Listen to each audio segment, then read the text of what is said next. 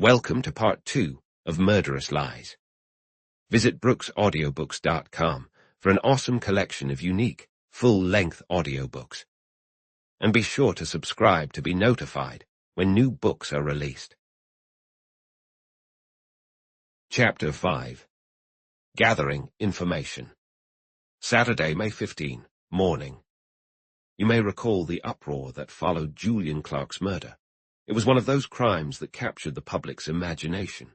Mystery lies at the heart of all captivating tales, and the Clark case was shrouded in an inescapable veil of intrigue. For days, no clear answers emerged regarding the circumstances of his shooting. Meanwhile, a flurry of wild theories captivated the people, and speculation ran rampant. Julian Clark was not a romantic figure in any traditional sense, but he was well known, with a vibrant and dramatic personality. He belonged to the affluent bohemian social scene of New Cornwall, an enthusiastic sportsman, a reckless gambler, and a charming socialite whose life straddled the edge of the demi-monde.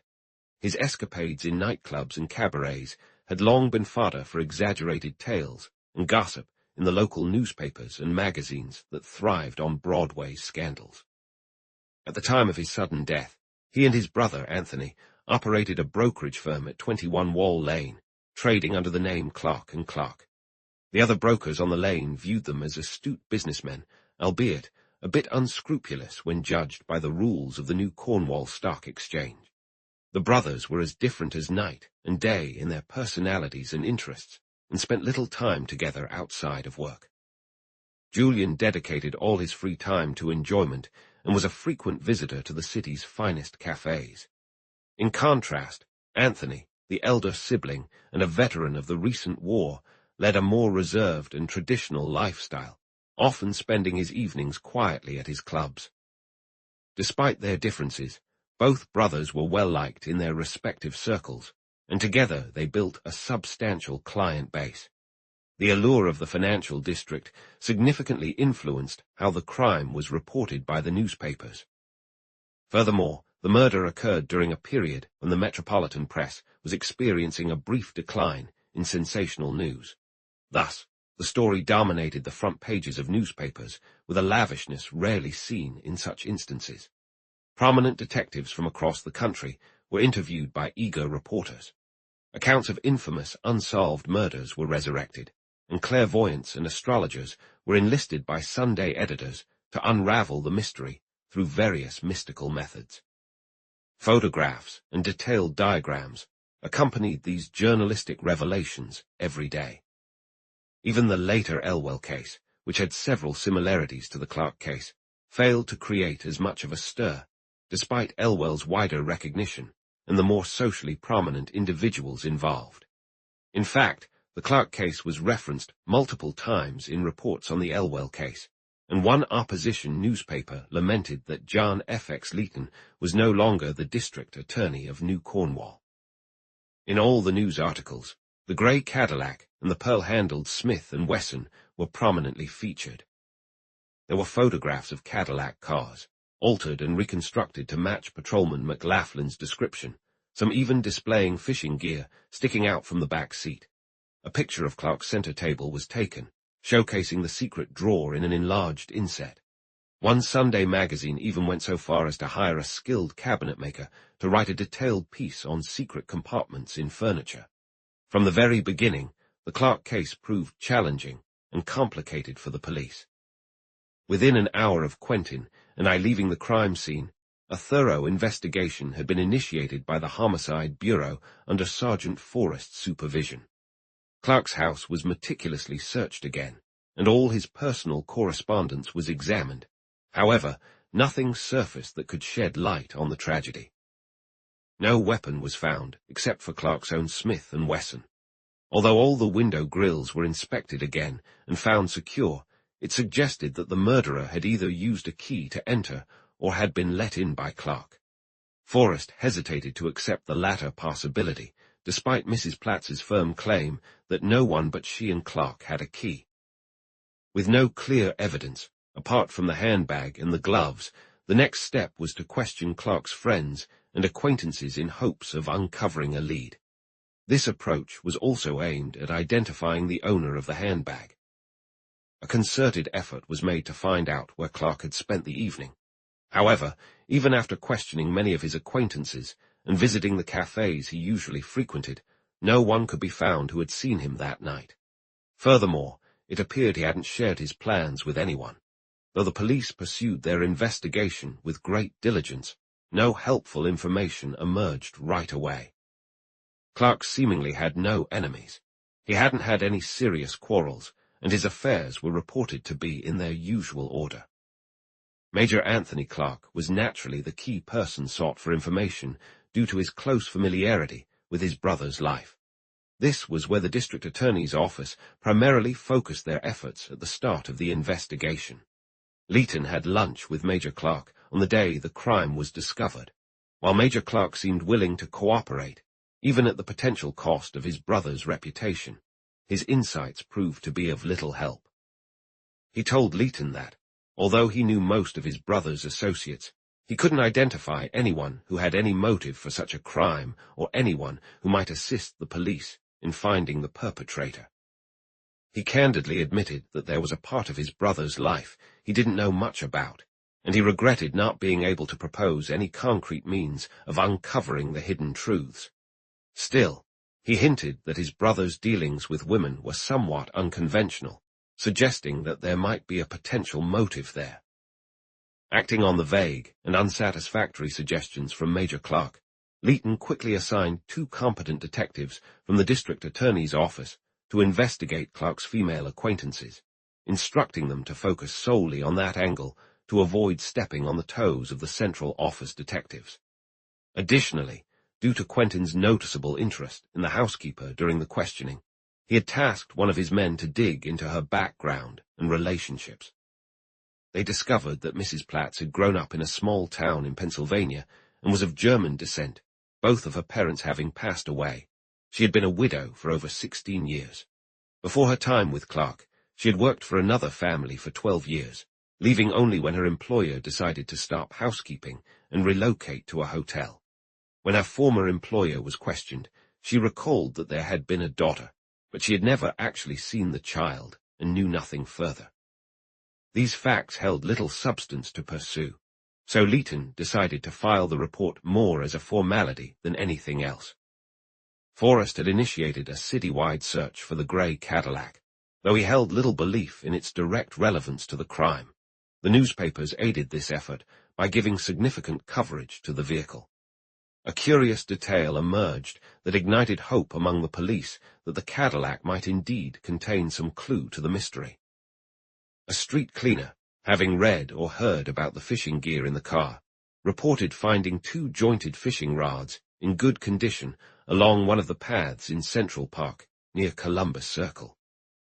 The question was, were these rods part of the equipment patrolman McLaughlin had spotted in the Cadillac? It was possible the car's owner had tossed them aside during his escape, but it was just as likely they were lost by someone else while driving through the park. No new information surfaced, and by the morning following the discovery of the crime, the case had made no noticeable progress toward resolution.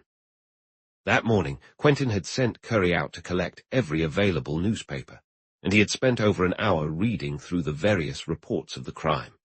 It was unusual for him to even glance at a newspaper, so I couldn't help but express my surprise at his sudden interest in something so far outside his usual focus. "No, dear Van," he explained lazily, "I'm not becoming sentimental or even human, as that term is mistakenly used today. I can't say with Terence, I am human. I consider nothing human alien to me, because I find most things labeled as human decidedly foreign to myself. But you know, this little burst of crime has turned out to be rather interesting, or as those magazine writers say, intriguing. What a dreadful word. Van, you really must read this delightful interview with Sergeant Forrest. He spends an entire column saying, 'I know nothing.' Such a gem. I'm becoming quite fond of him." "It's possible," I suggested, "that Forrest is holding back his true knowledge from the papers as part of some tactical strategy." "No," Quentin replied, shaking his head sadly. "No man could be so devoid of vanity as to deliberately present himself to the world as someone with no discernible powers of reason, as he does in all these morning papers, just to bring one murderer to justice. That would be madness on the level of martyrdom. At the very least, Leighton may know or suspect something that hasn't been disclosed, I said. Quentin thought for a moment. That's not out of the realm of possibility, he conceded. He's managed to stay relatively in the shadows throughout all this journalistic noise. Why don't we dig a bit deeper into this? What do you say?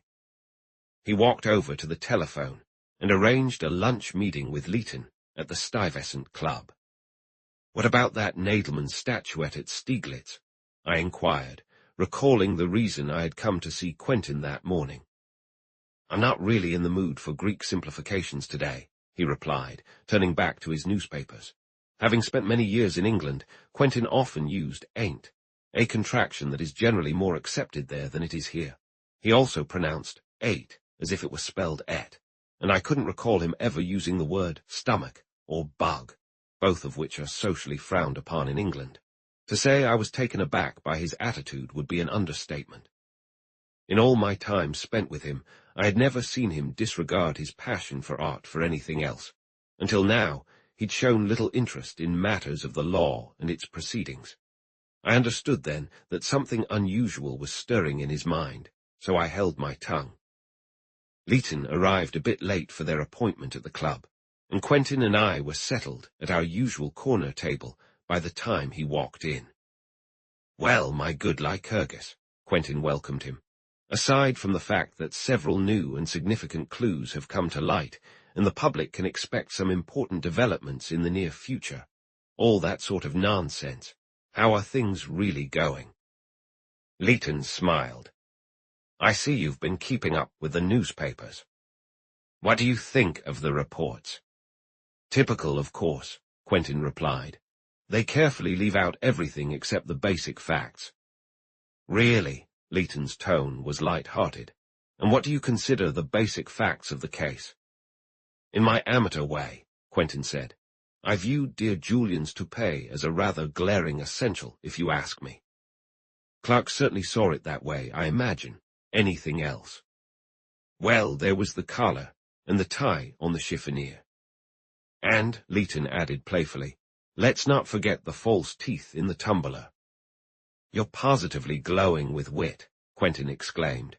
Yes, those were indeed essential to the situation, and I bet the incomparable Forrest didn't even notice them. But the other so-called experts present were just as clueless in their observations. You didn't think much of yesterday's investigation, then, Leighton remarked. On the contrary, Quentin assured him. I was completely astonished. The entire proceedings were a masterpiece of absurdity. Everything important was blissfully overlooked. There were at least a dozen leads, all pointing in the same direction, yet not one of them seemed to catch the attention of the officials in charge. Everyone was too preoccupied with trivial activities like searching for cigarette butts and inspecting the window ironwork. By the way, those grills were rather nice, Florentine design. Leighton was both amused and exasperated. You can feel pretty safe with the police, Quentin, he said. They'll figure it out eventually. I simply admire your trusting nature, Quentin murmured. But tell me, what do you know about Clark's murderer? Leighton hesitated. This is, of course, confidential, he finally said. But this morning, right after you called, one of the men I had looking into Clark's romantic life reported that he'd found the woman who left her handbag and gloves at the house that night. The initials on the handkerchief led him to her. He unearthed some interesting facts about her. As I suspected, she was Clark's dinner companion that evening. She's an actress, musical comedy, if I recall correctly. Muriel St. Claire, that's her name. Most unfortunate, Quentin sighed. I was hoping, your followers wouldn't come across the lady. I don't have the pleasure of knowing her personally, or I'd send her a note to express my sympathies. Now, I suppose you'll take on the role of investigator and interrogate her quite thoroughly, won't you? I'll certainly question her, if that's what you mean, Leighton replied. His demeanor was distracted, and for the rest of lunch, our conversation was sparse. Later, as we relaxed in the lounge of the club, enjoying our cigars, Major Clark, who had been staring gloomily out of a nearby window, caught sight of Leighton and approached us. He was a robust man of around 50, with a serious yet kind face and a strong, upright posture. He greeted Quentin and me with a casual nod before turning his focus to the district attorney. "Leighton, I've been mulling things over since our lunch yesterday," he began, "and there's one more suggestion I'd like to make. There's a man named Leander Brady who was very close to Julian, and he might have some useful information. I didn't think of him yesterday because he doesn't live in the city. He's out on Long Island somewhere, Port Washington, I believe. Just a thought. Honestly, I can't seem to find any clarity in this dreadful situation." He took a quick, steadying breath, as if trying to suppress any sign of his emotions. It was clear that despite his usual calm demeanor, he was profoundly affected. "That's a solid suggestion, Major," Leighton replied, making a note on the back of a letter. "I'll pursue it right away." Quentin, who had been casually gazing out the window during this exchange, turned to the Major. "What about Colonel Driscoll? I've seen him several times with your brother." Major Clark made a slight wave of his hand, as if to dismiss it. "Just a casual acquaintance. He wouldn't be of any use," he said. Then he turned to Leighton. "I doubt it's even time to hope you've found anything." Leighton took the cigar from his mouth, turning it thoughtfully in his fingers. "I wouldn't count it out," he replied after a moment. "I've discovered who your brother had dinner with on Thursday night, and I know this person came home with him just after midnight." He hesitated, weighing whether to continue. Then he added, "Honestly, I don't need much more than what I have to go to the grand jury and request an indictment." A look of surprised admiration crossed the Major's serious face. "Thank God for that, Leighton," he exclaimed. Then, setting his jaw resolutely, he placed a hand on the district attorney's shoulder. "Push it as far as you can, for my sake," he urged. "If you need anything from me, I'll be at the club until late." With that, he turned and left the room. "It feels a bit callous to question the Major so soon after his brother's death," Leighton remarked. "But life goes on." Quentin stifled a yawn. "Why on earth?" he murmured listlessly. Chapter 6. Quentin offers an opinion. Saturday, May 15, 2 p.m. We sat for a while, smoking in silence. Quentin lazily stared out at Madison Square, while Leighton frowned at the faded oil portrait of old Peter Stuyvesant hanging over the fireplace. After a moment, Quentin turned to the district attorney with a faintly sardonic smile. "I've got to say, Leighton," he drawled, "I'm always amazed at how easily you crime investigators get led astray by what you call clues. You spot a footprint, a parked car, or even a monogrammed handkerchief, and off you go on a wild chase, shouting, 'Look here.' Honestly, it's like you all have fallen under the spell of cheap detective stories. Don't you ever realize that you can't solve crimes just by relying on physical clues and circumstantial evidence?" I think Leighton was just as surprised as I was by this unexpected criticism. Yet we both knew Quentin well enough to recognize that, despite his calm and almost flippant demeanor, there was a serious point behind what he was saying. "Are you suggesting we ignore all the concrete evidence of a crime?" Leighton asked, a bit condescendingly. "Absolutely," Quentin replied, his voice steady. "It's not just useless, it can be dangerous. The real issue with you folks is that you approach each crime with this unshakable belief that the criminal is either a fool or a complete inept. Have you ever considered that if a detective can spot a clue, the criminal has likely seen it too, and they would have either hidden it or disguised it if they didn't want it discovered? Furthermore, have you thought about the fact that anyone smart enough to plan and carry out a successful crime these days is clever enough to create whatever clues fit their agenda? Your detective seems entirely unwilling to accept that the surface appearance of a crime can be deliberately misleading, or that the clues may have been planted specifically to throw him off track. I'm afraid, Leighton pointed out with a hint of mocking indulgence, that we'd have a hard time convicting any criminals if we dismissed all the available evidence, relevant circumstances, and strong inferences. Generally speaking, crimes aren't witnessed by outsiders. That's your fundamental mistake, you see, Quentin replied coolly. Every crime is essentially witnessed by outsiders, just as every piece of art is. The fact that no one may see the criminal or the artist working in real time is completely irrelevant. A modern crime investigator might adamantly refuse to believe that Rubens painted the Descent from the Cross in Antwerp Cathedral if there were enough circumstantial evidence suggesting he was away on diplomatic business at that moment. However, my dear fellow, such a conclusion would be absurd. Even if the opposing inferences seemed overwhelmingly convincing, the painting itself would conclusively prove that Rubens created it. Why? Because no one but Rubens could have painted it. It carries the unmistakable mark of his personality and genius, his and his alone. I'm not an art critic, Leighton reminded him a bit irritably. I'm simply a practical lawyer, and when it comes to establishing who committed a crime, I prefer concrete evidence to philosophical speculation. Your preference, my dear fellow, Quentin replied smoothly, will inevitably lead you into all kinds of embarrassing mistakes. He lit another cigarette slowly, puffing a ring of smoke toward the ceiling. Take, for instance, your conclusions in the current murder case, he continued in his flat tone. You are under the serious illusion that you know who probably killed the unfortunate clerk. You admitted as much to the Major, and you even told him you had nearly enough evidence to seek an indictment. No doubt you have gathered several clues that today's scholars would consider convincing. But the truth is, you aren't focusing on the actual guilty party at all.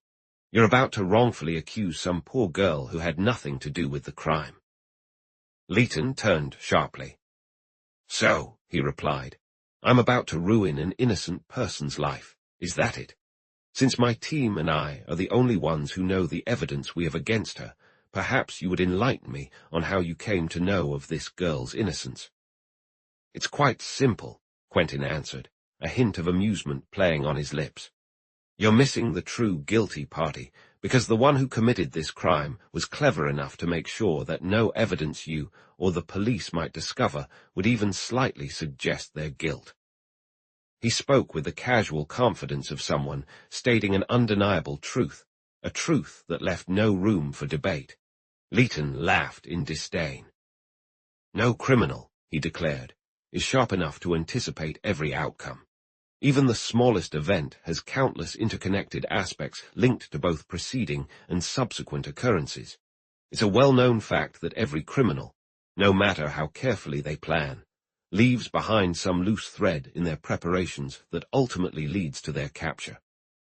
A well-known fact, Quentin echoed. No, my friend, just a traditional superstition rooted in a naive belief in an unyielding, avenging force. I can understand how this mystical idea of inevitable divine retribution would resonate with the masses, similar to fortune-telling and Ouija boards. But really, it saddens me to think you would believe in such whimsical nonsense. Don't let it ruin your entire day, Leighton shot back, irritation creeping into his voice. Consider the unsolved or successful crimes happening every day, Quentin continued, ignoring the sarcasm. Crimes that completely stump even the best detectives in the field, don't you see? The truth is, the only crimes that ever get solved are those carried out by fools.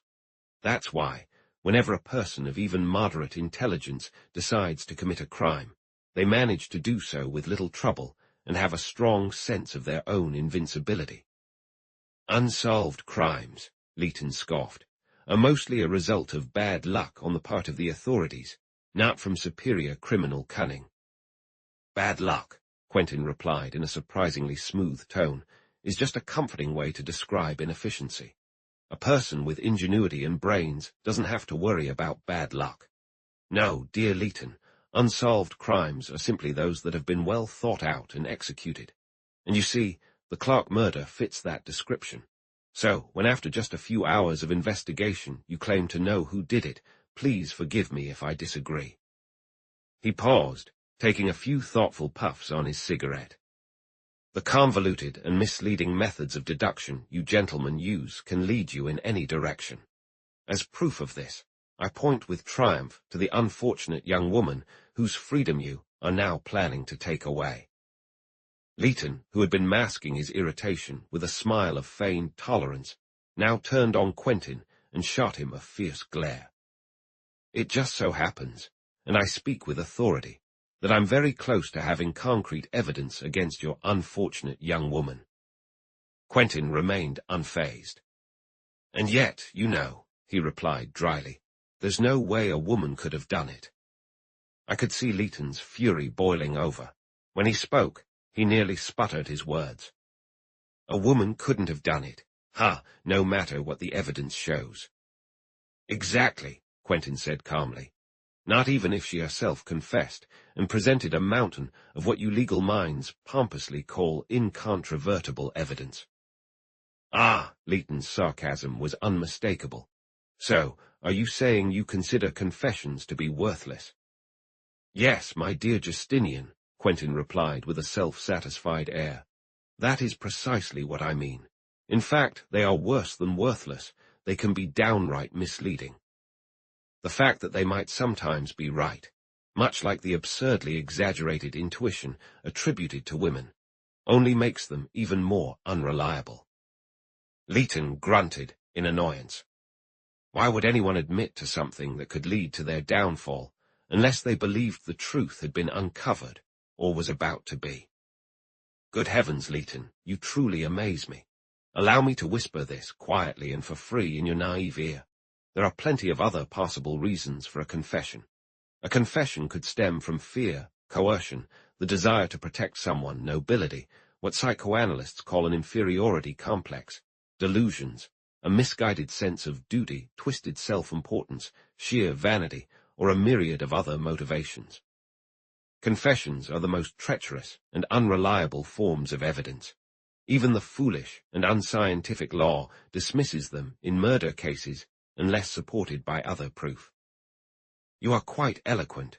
You truly unsettle me," said Leighton. "But if the law rejected all confessions and ignored every tangible clue, as you suggest, society might as well shut down its courts and dismantle all its prisons." "That's a classic logical fallacy of legal reasoning," Quentin countered. "But how would you bring the guilty to justice, if I might inquire?" "There is one foolproof way to ascertain human guilt and responsibility," Quentin explained. "Yet the police remain blissfully unaware of its potential, just as they are clueless about how it works. The truth can only be revealed by analyzing the psychological factors involved in a crime and applying them to the individual. The only real clues are psychological, not material. A truly skilled art expert, for instance, doesn't authenticate paintings by merely checking the underpainting and analyzing the pigments chemically.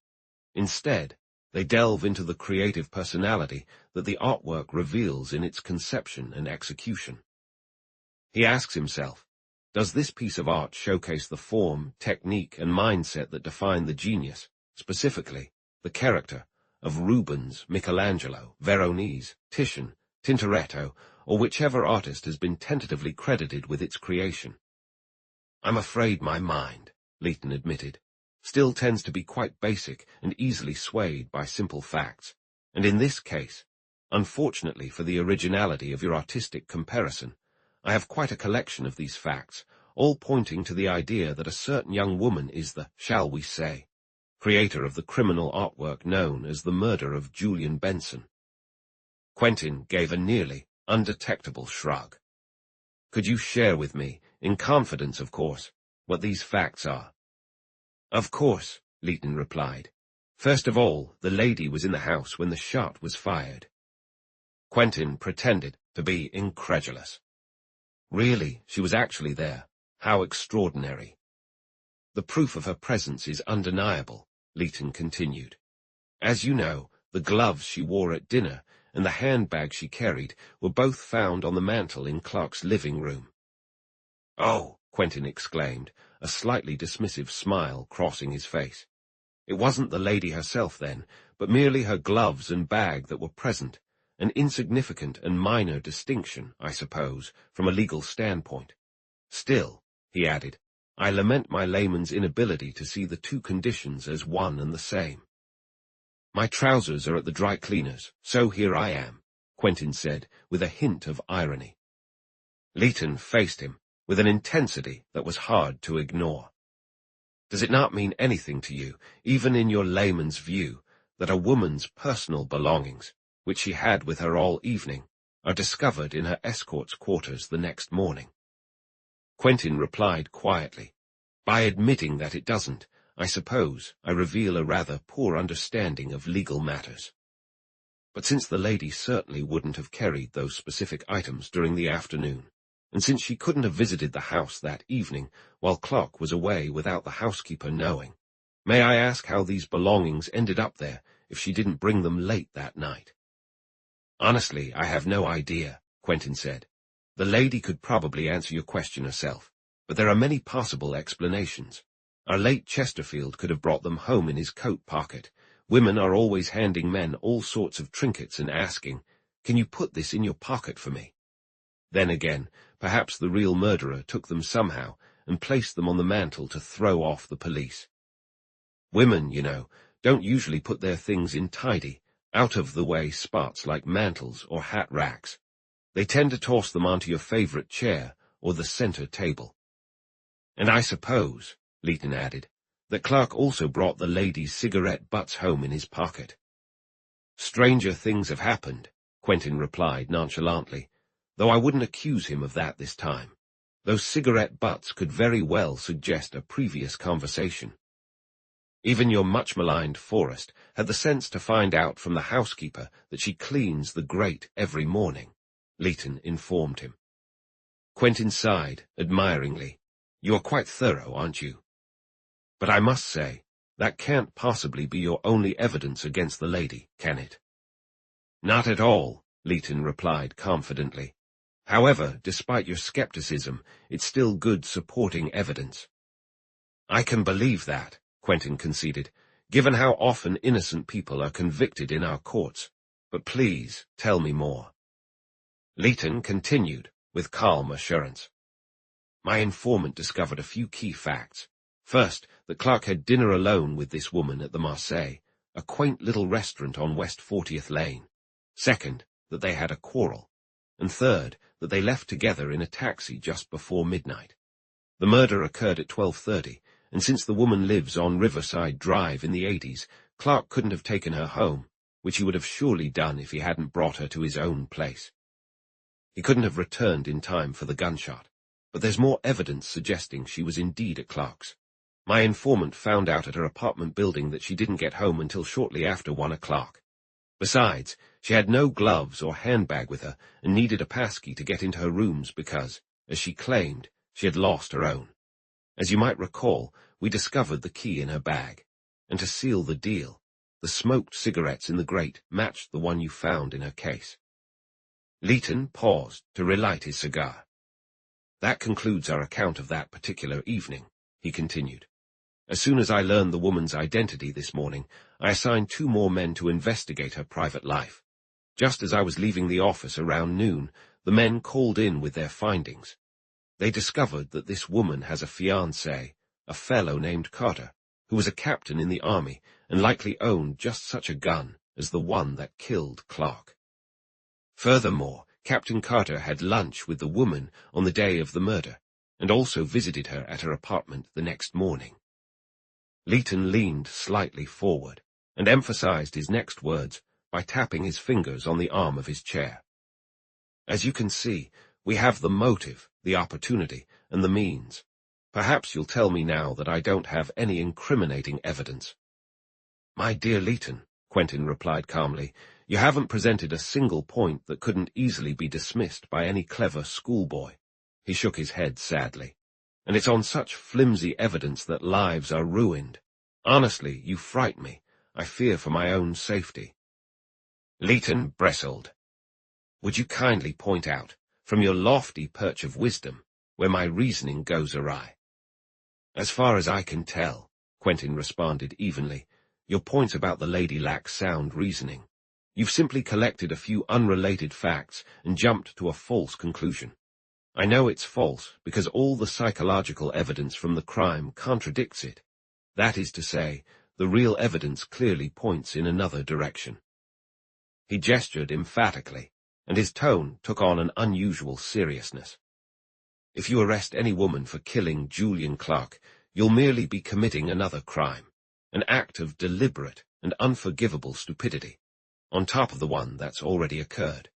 And between putting down a scoundrel like Clark and ruining an innocent woman's reputation, I'd say the latter is far more reprehensible." I could see a flash of anger in Leighton's eyes, but he did not take offense. Remember, these two men were close friends, and despite their differences, they understood and respected each other. Their candor, sometimes harsh and even biting, was a testament to that respect. There was a brief silence, and then Leighton forced a smile. "You make me uneasy," he said with a hint of mockery. Yet beneath his light-hearted tone, I sensed he was partly serious. "But I hadn't planned to arrest the lady just yet." "Your restraint is commendable," Quentin replied, giving him a nod. "But I suppose you've already schemed to press the lady and maybe catch her in a couple of those contradictions every lawyer loves.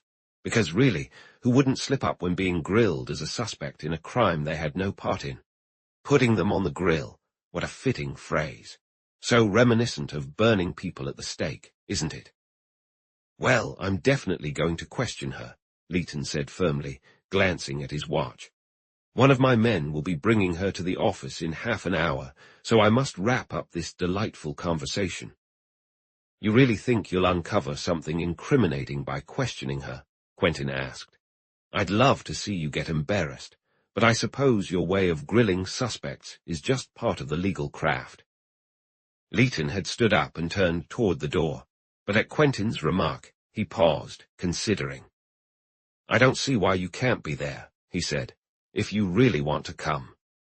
He must have sensed that the embarrassment Quentin had mentioned would end up being his own. Soon, we were in a taxi heading for the criminal courts building. Chapter 7.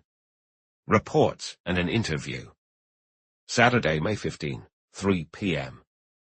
We stepped into the old building, marked by its weathered marble pillars and ornate iron railings, entering through the Franklin Lane door. We made our way straight to the district attorney's office on the 4th floor. The office, much like the building itself, seemed to echo a different time. Its high ceilings, rich golden oak woodwork, and a grand chandelier made of bronze and china created a sense of history. The walls, faded and painted plaster, and the 4 tall, narrow windows facing south also hinted at a bygone era in design. A large, worn velvet carpet in a dull brown covered the floor, and the windows were adorned with matching velour drapes. Several large, inviting chairs were scattered around the walls, and in front of the long oak table that stood before the district attorney's desk. This desk, situated directly under the windows and facing the room, was broad and flat, featuring intricately carved supports and 2 rows of drawers that reached the floor. To the right of the high-backed swivel chair was another table of carved oak. There were also a few filing cabinets and a large safe in the room.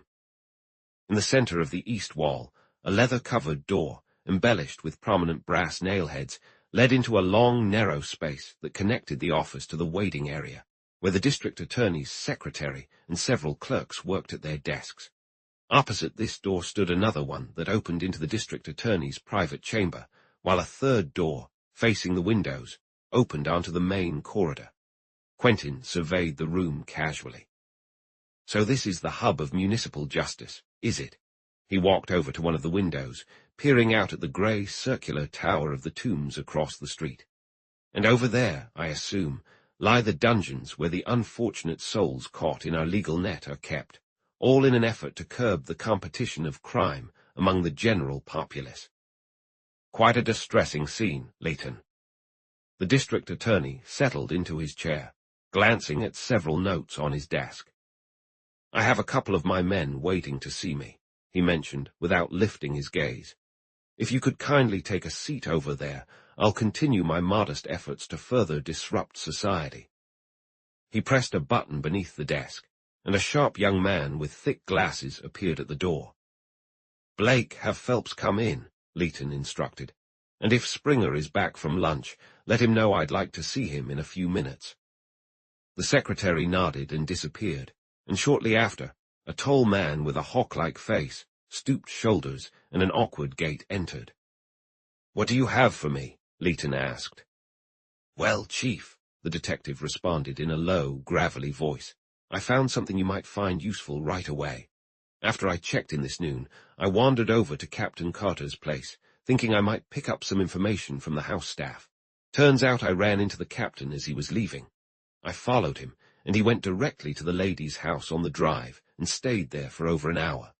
When he returned home, he looked quite worried." Leighton paused to think. "It could mean nothing at all, but I appreciate knowing it. St. Clair will be here shortly, and I'll see what she has to say. That's all for today. Have Blake send Tracy in." Tracy stood in stark contrast to Phelps. He was short and a bit plump, radiating an air of cultivated charm. His face was round and friendly. He sported a pince-nez and wore fashionable, well-fitted clothes. "Good morning, Chief," he said to Leighton in a calm, flattering tone. "I hear the St. Clair woman is coming by this afternoon, and I've come across a few things that might help with your questions." He opened a small notebook and adjusted his glasses. "I thought I could gain some insight from a singing teacher, an Italian who used to work with the Metropolitan, but is now running his own choral society. He trains aspiring prima donnas in their roles, complete with a chorus and sets, and Miss St. Clair is one of his favorites. He spoke with me quite freely, and it turns out he knew Clark well. Clark attended several of St. Clair's rehearsals, and sometimes picked her up in a cab. Rinaldo, that's the teacher's name, believes Clark had a serious crush on her. Last winter, when she performed a small role at the Criterion, Rinaldo was backstage coaching her, and Clark sent enough hothouse flowers to fill the star's dressing room and still have some left over. I tried to find out if Clark had a romantic interest in her, but Rinaldo either didn't know or pretended he didn't." Tracy closed his notebook and looked up. "Does that help, Chief?" "Absolutely," Leighton replied. "Keep digging down that path, and let me hear from you again around this time on Monday." Tracy nodded, and as he left, the secretary appeared at the door once more. "Springer here now, sir," he said. "Shall I send him in?" Springer turned out to be a detective quite different from either Phelps or Tracy. He was older and had the somber, capable demeanor of a hard-working bank clerk. There was no spark of initiative in his manner, but one sensed he could handle a delicate task with great skill. Leighton took from his pocket the envelope containing the name Major Clark had given him. "Springer, there's a man down on Long Island I need to interview as soon as possible. It's related to the Clark case, and I'd like you to find him and bring him up here quickly. If you can locate him in the phone book, there's no need for you to go yourself. His name is Leander Brady, and I believe he resides in Port Washington." Leighton scribbled the name on a card and handed it to the detective. "Since it's Saturday, if he comes into town tomorrow, have him ask for me at the Stuyvesant Club. I'll be there in the afternoon." Once Springer left, Leighton rang for his secretary again and instructed that Miss St. Clair be brought in as soon as she arrived. "Sergeant Forrest is here," Blake informed him, "and he wants to see you if you're not too busy." Leighton glanced at the clock over the door. "I should have time. Send him in." Forrest was taken aback to see Quentin and me in the district attorney's office, but after shaking Leighton's hand, as was customary, he turned to Quentin with a friendly smile. "Still soaking up knowledge, Mr. Quentin?" "Can't say I am, Sergeant," Quentin replied lightly, "but I'm picking up a few rather interesting blunders. How's the investigation going?" Forrest's expression shifted to one of seriousness. "That's exactly why I'm here to talk to the chief." He turned his attention to Leighton. "This case is a tough nut to crack, sir. My team and I have talked to a dozen of Clark's friends, and we can't extract a single useful piece of information from them. They either know nothing at all or are pretending to be completely clueless. They all seem genuinely shocked, bowled over, stunned by the news of the shooting. And do they have any ideas about why or how it happened? They'll insist they don't. You know the spiel. Who would ever want to shoot good old Al? Surely it must have been a burglar who didn't know good old Al. If he had, even the burglar wouldn't have done it. Honestly, I found myself wishing I could take out a few of those guys just so they could join their good old Al. "Any updates on the car?" Leighton asked. Forrest grunted in frustration. "Not a word. It's amusing, really, considering all the attention it's gotten. Those fishing rods are all we have left. By the way, the inspector sent me the autopsy report this morning, but it didn't reveal anything we didn't already know. Put simply, it stated that Clark died from a shot to the head, with all his organs in good condition. It's a wonder they didn't discover he'd been poisoned with some exotic bean or bitten by a snake from Africa, or something else to make the case a bit more complicated than it already is." "Cheer up, Sergeant," Leighton encouraged him. "I've had a bit more luck. Tracy tracked down the owner of the handbag and found out she had dinner with Clark that night. He and Phelps uncovered a few other pertinent details that all fit together nicely, and I'm expecting the lady here any minute. I'm going to find out what she has to say for herself." A look of annoyance crossed Forrest's face while the district attorney spoke, but he quickly masked it and started asking questions. Leighton shared every detail and also informed him about Leander Brady. "I'll let you know right away how the interview goes," he concluded. As the door closed behind Forrest, Quentin glanced up at Leighton with a mischievous grin. "Not exactly one of Nietzsche's Übermenschen, am I right? I fear the intricacies of this baffling world confuse him a bit, you know, and he's so disappointing. I felt positively thrilled when that eager young man with thick glasses announced himself. I thought for sure he was about to tell you he had locked up at least 6 of Clark's murderers." "Your expectations are too high, I'm afraid," Leighton remarked. "And yet that's the typical process, if we're to believe the headlines in our esteemed moral newspapers. I always thought that when a crime was committed, the police immediately started arresting suspects indiscriminately, to keep up the excitement, you know." Another illusion shattered. "Such sadness," he murmured. "I cannot forgive our Forrest, he has let me down." At that moment, Leighton's secretary entered and announced that Miss St. Clair had arrived. We were all somewhat taken aback by the sight of this young woman as she entered the room with a steady, graceful stride, her head tilted slightly, as if questioning the very atmosphere around her. She was petite and strikingly beautiful, though the word pretty hardly did her justice. She had that subtly exotic allure seen in the paintings of the Carracci, who softened Leonardo's sternness, infusing it with intimacy and decadence. Her dark eyes were widely spaced, her nose delicate and straight, and her forehead broad. Her full, sculpted lips had an almost artistic precision, and her mouth bore a mysterious smile, or perhaps just a suggestion of one. While her chin had a slight heaviness when observed alone, it blended seamlessly with her other features. She carried herself with grace, exuding a quiet strength of character, yet beneath her composed exterior lay the hint of powerful emotions. Her attire echoed her personality, understated and seemingly conventional, yet with splashes of color and originality that gave it a captivating touch. Leighton stood, bowing formally, and gestured toward a comfortable upholstered chair in front of his desk. With a subtle nod, she glanced at the chair, but chose to sit in a straight-backed, armless chair beside it. "I hope you won't mind," she said, "if I select my own chair for this inquiry."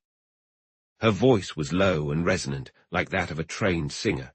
She smiled as she spoke, though it was not a warm smile. Rather, it was cool and distant, yet somehow hinted at playfulness. "Miss St. Clair," Leighton began with measured formality, "the murder of Mr. Julian Clark has closely implicated you. Before I take any further action, I've brought you here to ask a few questions. I believe that being straightforward will serve your best interests." He paused, and the woman regarded him with a teasing look. "Should I thank you for your kind suggestion?" Leighton's frown deepened as he glanced down at a typewritten document on his desk. "You likely know that your gloves and handbag were discovered in Mr. Clark's house the morning after he was shot." "I can see how you might trace the handbag back to me," she replied, "but how did you conclude that the gloves were mine?" Leighton looked up sharply. "Are you saying the gloves don't belong to you?" "Oh, no," she flashed him another icy smile. I simply wondered how you knew they were mine, given that you couldn't possibly know my taste in gloves or my size. So they are your gloves, then? If they are trefoils, size 5 3/4, made of white kid leather and elbow length, then yes, they are indeed mine, and I would love to have them back if you wouldn't mind. I'm afraid I need to keep them for now, Leighton replied. She shrugged, dismissing the issue with a slight motion of her shoulders. Do you mind if I smoke? She asked. Leighton promptly opened a drawer and retrieved a box of Clark and Hedges cigarettes. I've got my own, thank you, she said, but I would really appreciate having my holder back. I've missed it terribly. Leighton hesitated, clearly annoyed by her demeanor. I can lend it to you, he offered, and reached into another drawer, placing the holder on the table in front of her. Now, Miss St. Clair, he resumed, adopting a more serious tone, will you explain how these personal items of yours ended up in Mr. Clark's living room? No, Mr. Leighton, I refuse, she replied firmly. Do you understand the grave implications of your refusal? I honestly hadn't thought about it much, she said, with a casual tone. It would be wise if you did, Leighton cautioned. Your situation is far from desirable, and your belongings in Mr. Clark's room are just one of the many ties linking you directly to the crime. She looked at him curiously, and that enigmatic smile returned to her lips. Are you suggesting you have enough proof to accuse me of murder? Leighton chose to disregard her question. You were quite familiar with Mr. Clark, weren't you? The discovery of my handbag and gloves in his apartment might lead someone to believe that, wouldn't it? She responded, deftly deflecting his inquiry. He was notably interested in you, I gather, Leighton pressed on. She shrugged and sighed. Unfortunately, yes. Too much for my peace of mind. Have I been summoned here to discuss the attentions this gentleman showed me? Once more, Leighton ignored her inquiry. Where were you, Miss St. Clair, between the time you left the Marseille at midnight and arrived home, which I understand was after 1 o'clock? You truly are remarkable, she exclaimed. You seem to know everything. Well, I can only say that during that time I was making my way home. Did it really take you an hour to go from 40th Lane to 81st and Riverside Drive? I'd say that's about right. A few minutes more or less, perhaps. What do you make of that? Leighton was starting to lose his patience. I can't explain it, she said. Except that time has a way of slipping away, doesn't it, Mr. Leighton? Your attitude is only doing you a disservice, Leighton warned, irritation creeping into his voice. Can you not see how serious your situation is? You are known to have dined with Mr. Clark, to have left the restaurant at midnight, and to have arrived at your apartment after 1 o'clock. At 12:30, Mr. Clark was shot, and your belongings were found in the same room the next morning. That certainly raises eyebrows, I know, she replied with a playful seriousness. And I'll be honest with you, Mr. Leighton, if my thoughts had the power to kill, Mr. Clark would have met his end long ago. I understand I shouldn't speak ill of the deceased. There's that saying beginning with de mortuis, right? But the truth is, I had strong reasons to dislike Mr. Clark. Then why did you have dinner with him? I've asked myself that very question a dozen times since, she admitted, her voice laden with regret. Women are such impulsive beings, always making choices we shouldn't. But I know what you're thinking. If I had meant to kill him, having dinner would have seemed a logical first step. Am I right? I suppose all women who commit murder do dine first with their victims. As she spoke, she opened her makeup case and examined her reflection in the mirror. With delicate precision, she smoothed down a few imaginary strands of her rich dark brown hair and touched her perfectly shaped eyebrows with her fingertip, as if to correct some slight imperfection in their carefully drawn shape. Then she tilted her head, assessed her appearance, and only returned her focus to the district attorney as she finished her thought.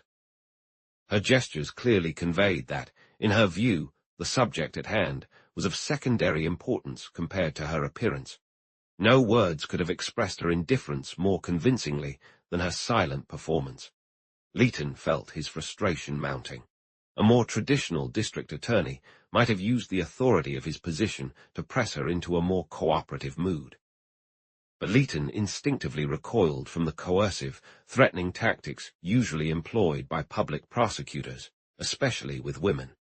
Yet in this instance, had it not been for Quentin's remarks at the club, he likely would have taken a more assertive approach. But it was clear he was weighed down by a heavy uncertainty brought on by Quentin's words and made worse by the woman's evasive demeanor. After a moment of silence, he asked grimly, "So, you've been quite the speculator with the firm of Clark & Clark, haven't you?" A light, musical laugh tinkled in response. "I see the dear Major has been spreading stories. Yes, I've been betting rather wildly. I had no business doing so. I suppose I'm a bit greedy. Is it not true that you've taken some heavy losses recently? That Mr. Julian Clark even came to you for more margin and ultimately sold off your securities?" "I wish to heaven that were not the case," she sighed dramatically, casting an air of mock tragedy. Then, with a playful smile, she continued, "Am I supposed to have done away with Mr. Clark out of some base desire for revenge, or as a form of poetic justice?" She looked at him expectantly, as if her question was part of a playful game. Leighton's expression turned colder as he said his next words with precision. "Is it not true that Captain Philip Carter owned the same type of pistol that was used to kill Mr. Clark, a .45 caliber Army Colt automatic?" At the mention of her fiancé's name, she visibly stiffened and gasped slightly. The act she had been playing slipped away, and a faint blush crept across her cheeks and up to her forehead.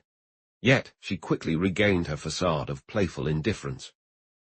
"I never bothered to ask about the make or caliber of Captain Carter's firearms," she replied casually. "And is it not the case," Leighton pressed on with his unflappable tone, "that Captain Carter lent you his pistol when he visited your apartment the morning before the murder? It's quite unchivalrous of you, Mr. Leighton," she chided him playfully. "To pry into the private matters of an engaged couple seems rather impertinent, especially since I am promised to Captain Carter, though I suspect you are already aware of that." Leighton rose, making a visible effort to maintain his composure. "Am I to take it that you refuse to answer any of my questions, or to do anything to free yourself from the serious position you find yourself in?" She took a moment to consider. "Yes," she replied slowly. "I don't have anything in particular I wish to share right now." Leighton leaned forward, resting both hands on the desk. "Do you understand the potential consequences of your stance?" he asked, his tone heavy with gravity. "What I know about your connection to the case, along with your refusal to offer any mitigating explanation, gives me more than enough reason to have you detained." I watched her closely as he spoke and noticed her eyelids flicker slightly. Yet she showed no other sign of being swayed by his words, maintaining a look of defiant amusement toward the district attorney. With a quick clench of his jaw, Leighton reached for the bell beneath his desk, but his gaze fell on Quentin, and he hesitated. The expression on Quentin's face conveyed a mix of shocked disapproval. Not only did it show surprise at Leighton's apparent decision, but it also silently warned that he was about to make a grave mistake. Tension hung thick in the air for several moments. Then, Miss Claire opened her vanity case and calmly applied powder to her nose. Once she finished, she looked up at the district attorney with an unsettling calm. "Well, do you intend to arrest me now?" she asked. Leighton regarded her for a moment, contemplating. Rather than answering immediately, he moved to the window, standing for a full minute as he gazed down at the Bridge of Sighs, connecting the criminal courts building to the tombs. "No, I think not today," he replied slowly. He stood in thoughtful silence for a moment longer. Then, as if breaking free from his hesitation, he turned to face the woman. "I'm not going to arrest you, at least not yet," he said, his tone a bit sharper than intended. "However, I'm ordering you to stay in New Cornwall for the time being. If you attempt to leave, you will be arrested. I hope that's understood." He pressed a button, and his secretary entered the room. Blake, please escort Miss St. Clair downstairs and call a taxi for her. Then you can go home." She stood up and gave Leighton a small nod. "Thank you for letting me borrow my cigarette holder," she said with a pleasant smile, placing it on his desk. Without another word, she walked calmly out of the room. The moment the door closed behind her, Leighton pressed another button. Shortly after, the door to the outer corridor swung open, revealing a white-haired, middle-aged man. "Ben," Leighton ordered quickly, "make sure that woman Blake is taking downstairs is followed. Keep an eye on her and don't let her out of sight. She's not to leave the city, do you understand? That's the St. Clair woman Tracy discovered." Once the man had left, Leighton turned to Quentin, his expression dark. "What's your take on your innocent young lady now?" he asked, clearly feeling triumphant. "She's a nice girl, wouldn't you say?" Quentin replied casually. "Extraordinary self-control, too, and she's set to marry a professional military man. Oh well, to each their own. You know, for a moment, I thought you might actually call for the handcuffs. If you had, my dear Leighton, you'd have regretted it for the rest of your life." Leighton scrutinized him for a few seconds. He sensed there was more behind Quentin's confident demeanor than mere whimsy, and it was this awareness that had stopped him from taking the woman into custody. Her behavior certainly didn't inspire confidence in her innocence, Leighton countered. She played her part remarkably well, though.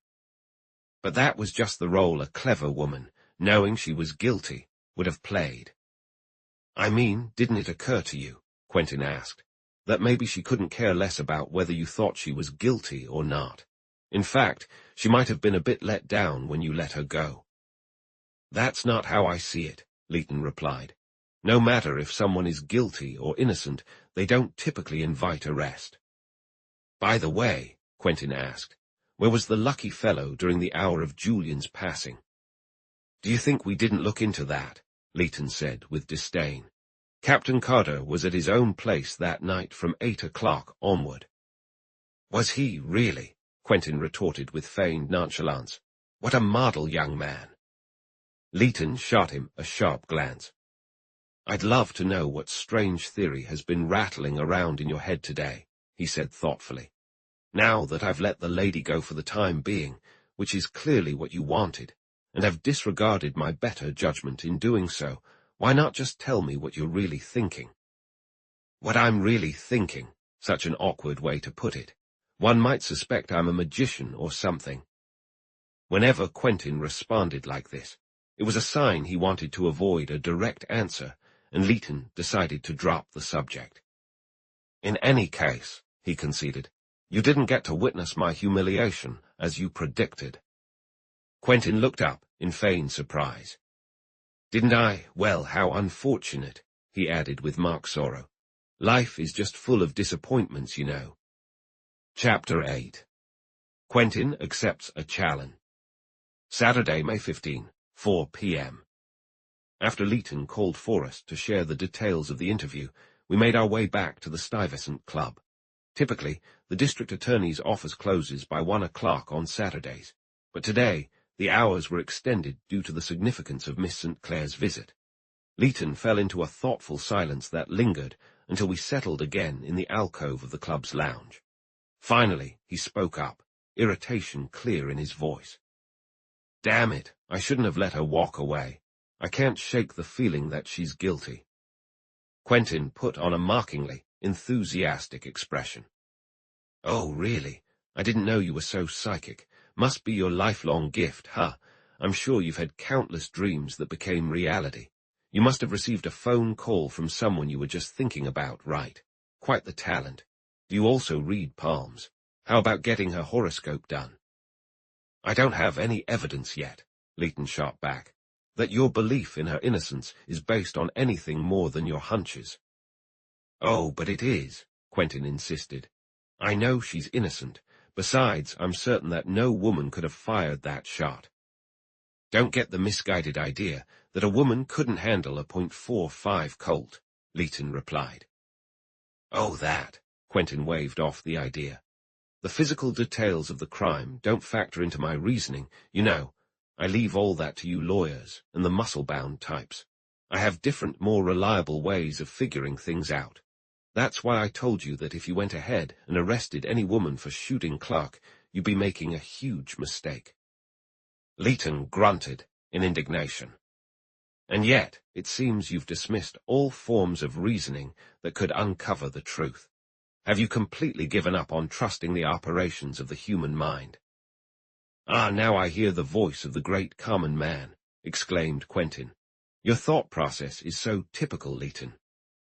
It operates on the idea that what you don't know isn't knowledge, and if you can't understand something, there's no explanation for it. It's a comforting perspective. It frees you from worry and doubt. Don't you think the world is a particularly lovely and remarkable place?" Leighton took on a demeanor of easy tolerance. "You mentioned at lunch, I believe, one foolproof method of detecting crime. Would you care to share this invaluable secret with a mere district attorney?" Quentin bowed with exaggerated politeness. The conversation that follows, in which Quentin outlines his psychological methods of criminal analysis, has been captured from memory. However, he received a draft of this passage along with a request to revise it in any way he saw fit. Thus, as it stands now, it reflects Quentin's theory nearly in his own words. "Delighted, I'm sure," he replied. "I was talking about the science of individual character and the psychology of human nature. Each of us acts in a unique way, depending on our temperaments. Every human action, big or small, is a direct expression of one's personality and reflects one's inherent nature. Just like a musician, when examining a piece of sheet music, can tell instantly whether it was created by Beethoven, Schubert, Debussy, or Chopin, an artist can look at a painting and immediately recognize whether it's a work by Corot, Harpignies, Rembrandt, or Frans Hals. Furthermore, just as no two faces are exactly alike, no two natures are identical. The blend of traits that form our personalities varies for each person. That's why when 20 artists sit down to paint the same subject, each one interprets and captures it in a distinct way.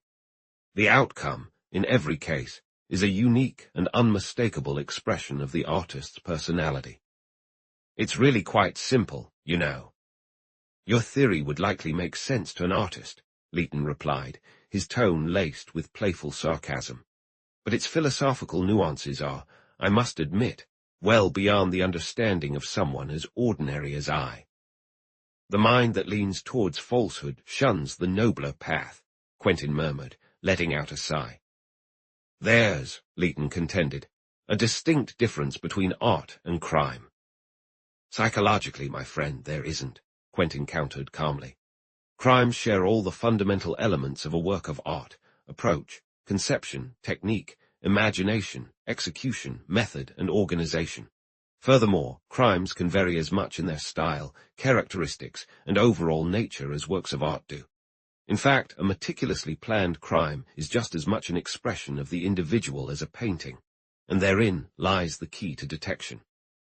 Just as a skilled art critic can analyze a painting to reveal the artist's identity or personality, a skilled psychologist can analyze a crime to uncover who committed it, assuming they know the individual, or can, with nearly mathematical certainty, describe the criminal's nature and character. And that, my dear Leighton, is the only reliable way to determine human guilt. All other methods are mere speculation, unscientific, uncertain, and dangerous." Throughout his explanation, Quentin had maintained an almost casual demeanor, yet the calmness and confidence in his manner gave his words an unusual weight. Leighton listened with interest, though it was clear he didn't take Quentin's theorizing too seriously. "Your system completely overlooks motive," he argued. "Of course," Quentin responded, "because it's irrelevant in most crimes.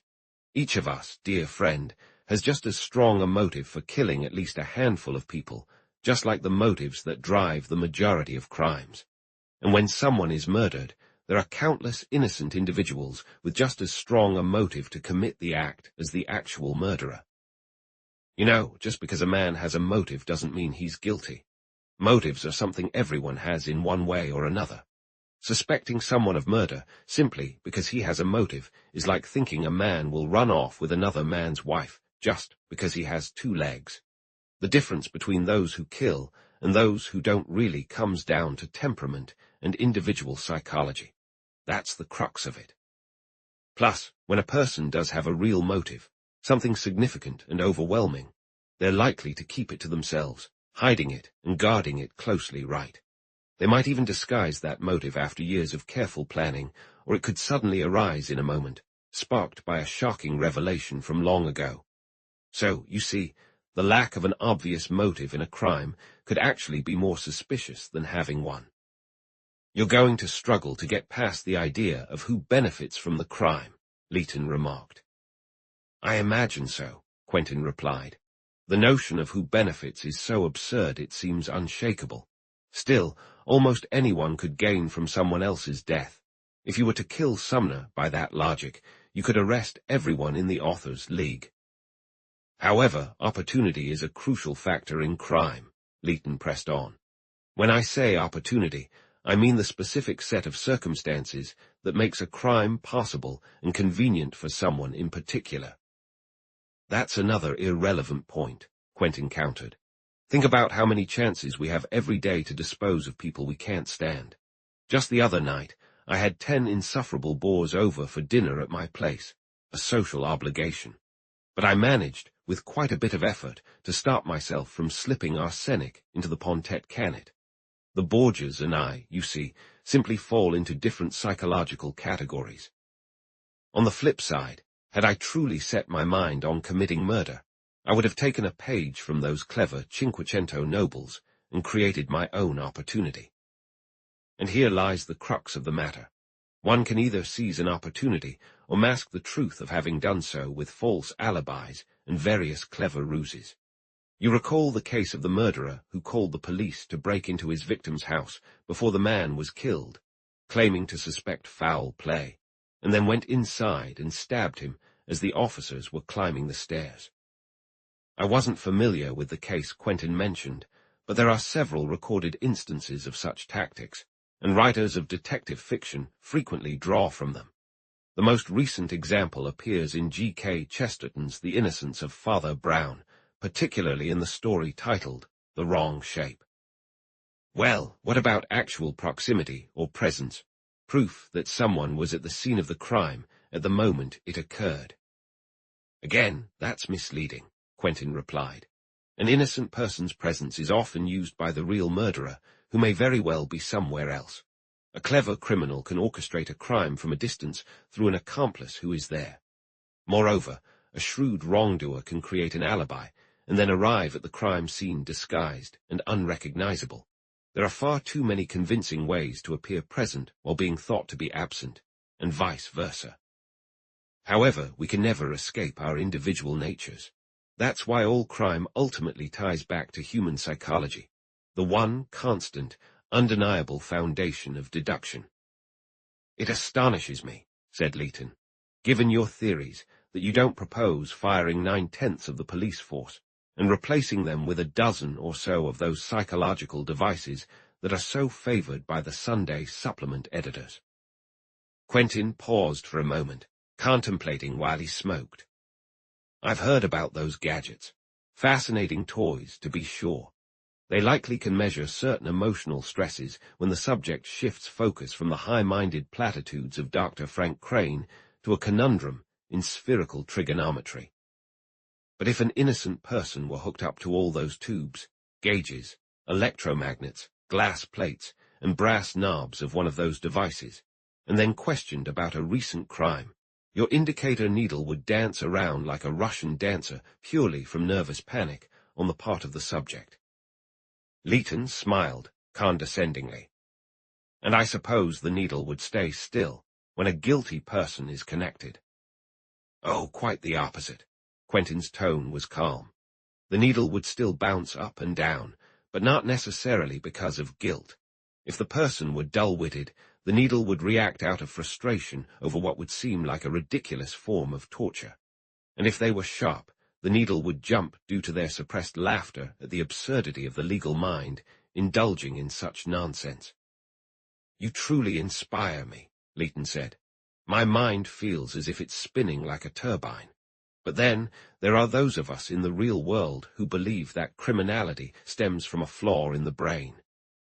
Indeed it does, Quentin replied easily. But unfortunately, all of humanity carries that flaw. The virtuous ones simply lack the courage to face their own imperfections.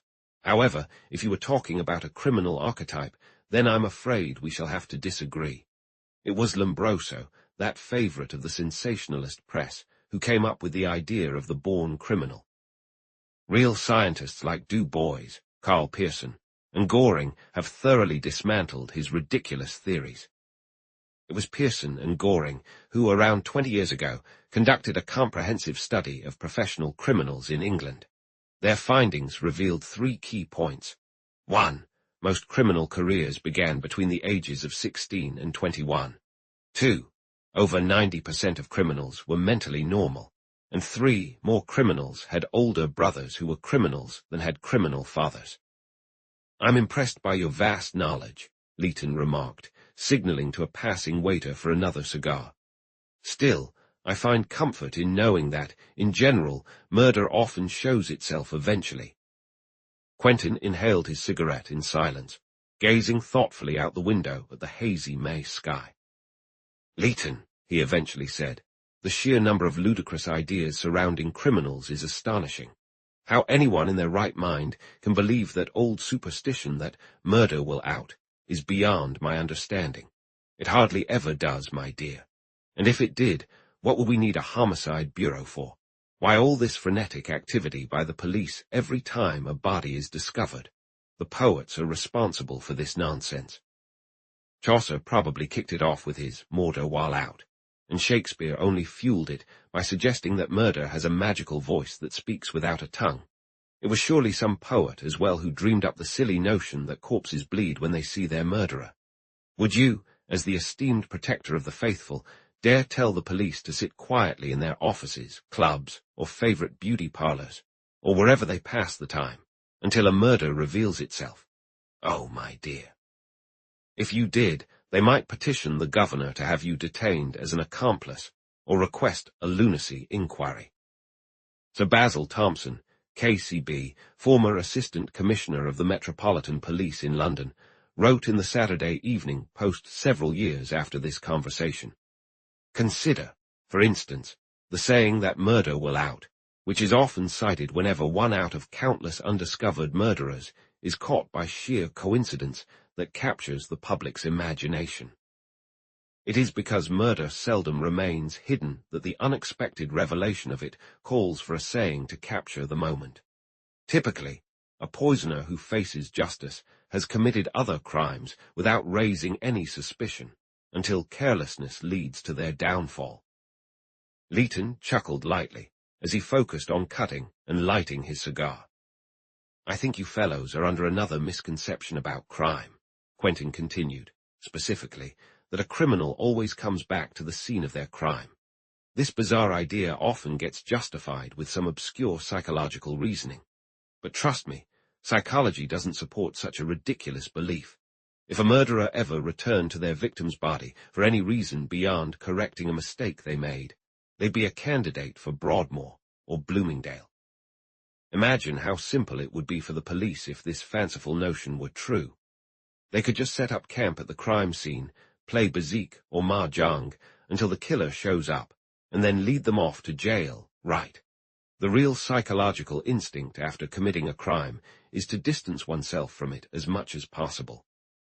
In Popular Fallacies About Crime, Saturday Evening Post, April 21, 1923, p. 8, Sir Basil Thompson argued the same point. In this particular case, however, Leighton reminded him, we are not passively waiting for the crime to be revealed, nor are we lounging in Clark's living room hoping the criminal will turn up on their own. Either way would be just as effective as the approach we're taking now, Quentin countered. Lacking your peculiar insight, Leighton shot back. I can only rely on the somewhat flawed methods of human reasoning. No doubt, Quentin agreed sympathetically. Yet the results of your efforts so far make me think that a person armed only with a handful of legal principles can resist the most persistent assaults of ordinary common sense. Leighton bristled. Still going on about the St. Clair woman's innocence, are you? However, given the total lack of any solid evidence suggesting otherwise, you must concede that I have no alternative but to follow this path. I concede nothing of the sort, Quentin replied firmly. I assure you, there's plenty of evidence pointing in a different direction. You just haven't seen it. You really believe that? Quentin's casual confidence finally shook Leighton's composure. Very well, old chap. I categorically refuse to accept any of your theories, and I challenge you to show me just one piece of this evidence you claim exists. He spoke sharply, his fingers gesturing dismissively to signal that the discussion was over in his eyes. Quentin, too, felt a slight sting from the confrontation. You know, Leighton, I'm not here to be a blood avenger or a defender of societal honor. That role would bore me to death. Leighton smiled condescendingly, but didn't respond. Quentin fell into a thoughtful silence for a moment. Then, to my surprise, he turned to Leighton with calm determination and said in a straightforward tone, I'm going to take you up on your challenge. It's not something I usually engage in, but there's something intriguing about this puzzle. It has the same sort of complications as the concert champeter case, a matter of disputed authorship. For years, the renowned concert champeter at the Louvre was officially credited to Titian. However, Quentin took it upon himself to persuade the curator, M. Lepelletier, that it was actually a work by Giorgione, and now the painting is attributed to that artist. Leighton paused, his cigar halfway to his lips. He hadn't meant his challenge to be taken literally. It had been more of a flippant remark, and he studied Quentin with some uncertainty. Little did he know that Quentin's casual acceptance of his thoughtless and somewhat joking challenge was about to change the entire criminal landscape of New Cornwall. How do you plan to go about this? He asked. Quentin shrugged carelessly. Like Napoleon, I'll engage, and then I'll see. I need your assurance that you'll provide every possible support and avoid any deep legal objections. Leighton pressed his lips together, genuinely puzzled by Quentin's unexpected response to his challenge. Yet he let out a hearty laugh, as if the issue was trifling after all. All right then, he agreed. You have my word. What's next? After a moment, Quentin lit a new cigarette and stood up leisurely.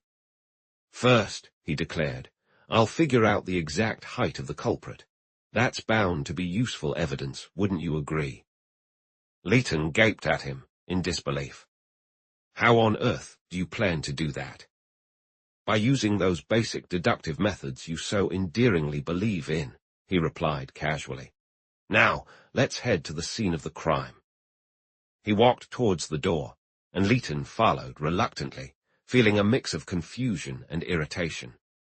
But you know the body was taken away, he protested, and the place has likely been tidied up by now. Thank goodness for that, Quentin remarked. I have little interest in corpses, and a messy scene really bothers me. Once we stepped out onto Madison Avenue, he signaled to the doorman for a taxi and silently guided us into it. This is all absurd, Leighton grumbled unpleasantly as we began our ride uptown. How do you expect to find any clues now? Everything must have been erased by this time. Alas, my dear Leighton, Quentin mourned, adopting a mockingly concerned tone. You are so sadly lacking in philosophical insight. If anything, no matter how minuscule, could truly be erased, the universe would cease to exist, the cosmic puzzle would be solved, and the Creator would scrawl QED across an empty sky. Our only hope of continuing this illusion we call life, you see, lies in the fact that consciousness is like an infinite decimal. Did you ever try to complete the decimal of 1/3 as a child by filling an entire sheet of paper with the number 3? You always have that fraction, 1/3, left over, you know. If you could just get rid of the smallest 1/3 after laying down 10,000 threes, the problem would be solved. Life is much the same, my friend. It's only because we can't erase or wipe away anything that we keep on existing. He gestured with his fingers, as if punctuating his words, and gazed dreamily out the window at the fiery sky.